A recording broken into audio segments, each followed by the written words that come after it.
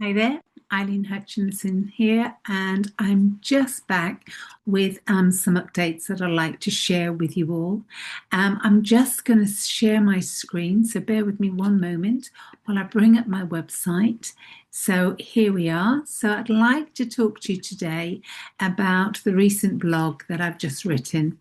For those of you new to my YouTube channel, my website is www.eileenhutchinson.com.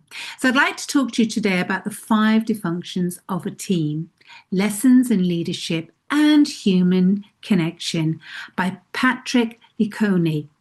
Now, I listened to the book recently on Audible, and I was impressed by not only its simplicity and depth, but by the way it was written, as it was written as a leadership fable.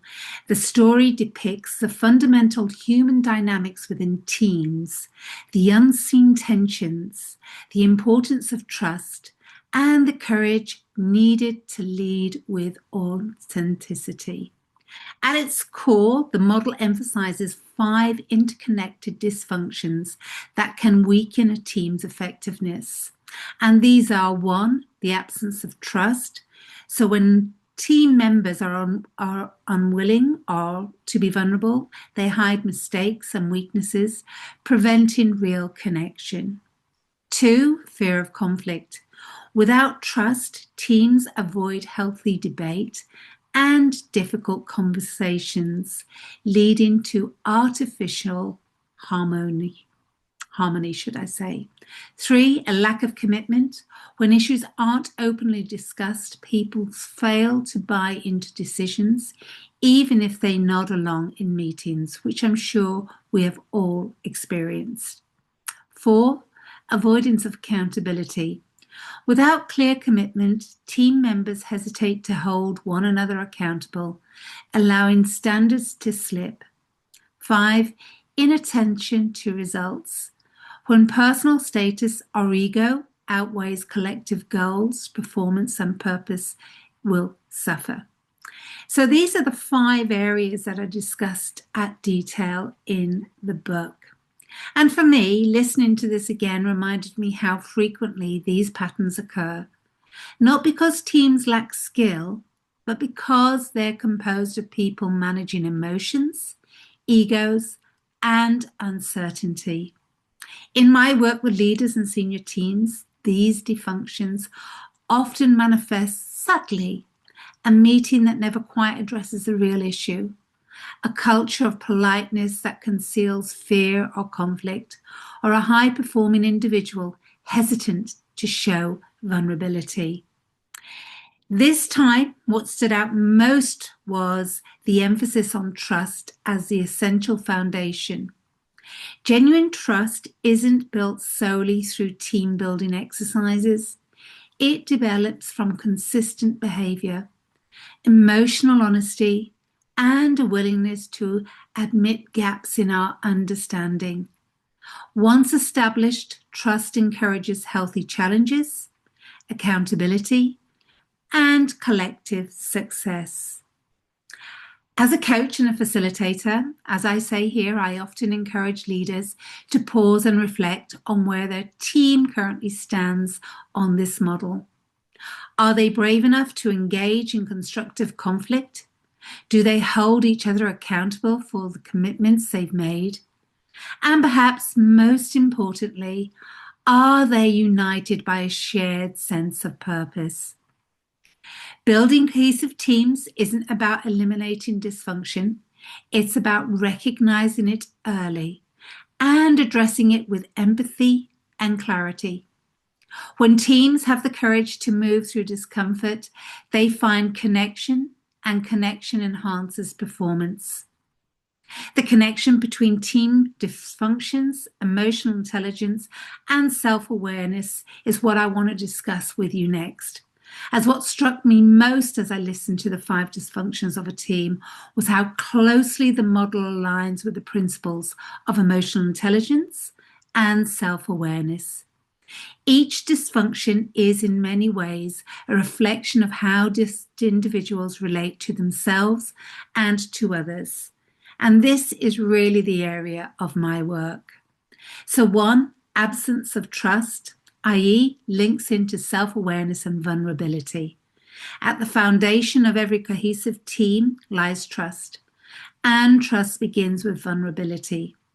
Leaders who demonstrate emotional intelligence are comfortable acknowledging their own limitations and inviting openness from others.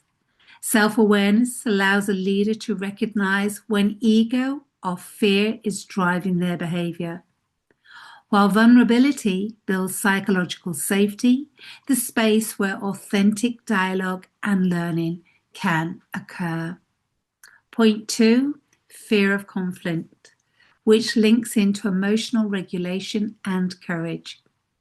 Healthy conflict is essential for progress. Emotional intelligent leaders understand that disagreement does not mean disconnection. They can regulate their emotions, or their emotions that I say, express themselves constructively, and create an environment where differing perspectives are valued. When team members avoid conflict, it often stems from a lack of emotional safety, something that can only be cultivated through empathy and presence. 3, lack of commitment, linking into empathy and clarity of purpose. Commitment grows when people feel heard and understood. Leaders who practice empathy ensure that every voice is acknowledged, even when decisions go another way. Emotional intelligence here is about balancing compassion with clarity, communicating decisions with purpose and transparency so that everyone understands the why behind them. 4, avoidance of accountability, linking into integrity and mutual respect. Accountability is not about blame.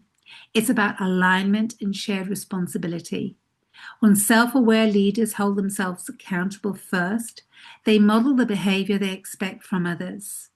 Emotional intelligence helps them approach accountability conversations with fairness and respect, maintaining connection while encouraging growth.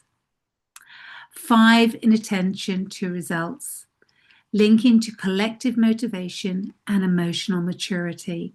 So the final dysfunction reminds us that emotionally intelligent teams are driven by collective success rather than individual recognition. Self-aware leaders help their teams see how personal motivations align with organizational goals, nurturing a sense of belonging and shared achievement. When leaders develop emotional intelligence and self-awareness, they not only address the 5 dysfunctions, they transform them into opportunities for connection, collaboration, and growth. Lencioni's work remains timeless because it reflects what leadership is truly about: building trust, embracing challenge, and leading through humility and humanity. If you're looking, as I say here, for a book to help you lead, coach, or mentor a team, then The 5 Dysfunctions of a Team is a must-read. I also recommend it in my ILM level 5 to 7 coaching, mentoring, and leadership courses. I say here exceptional leaders and coaches and mentors are consistently evolving, refining their purpose, and deepening their impact. Through my leadership courses and coaching programs, you're invited to invest in your growth, nurture your inner clarity, and lead with authenticity and grace. So I've got a tagline here at the end of the blog that says, until next time, stay focused, be surrounded by love, and continue to inspire through the elegance of your actions. So just let me stop sharing there. So again, excuse some of the little kind of hiccups I have in my pronunciations. As I sometimes read out the blogs, my mind is racing ahead. Links into some of my dyslexic tendencies that I have. So I hope you found this video of interest. Again, reread the blog, buy the book or listen to it on audio, and I will be back again in the future with a few more blogs and videos to help you grow in your own either leadership role, coaching role, or just as a human being. So once again, thank you very much for listening to me.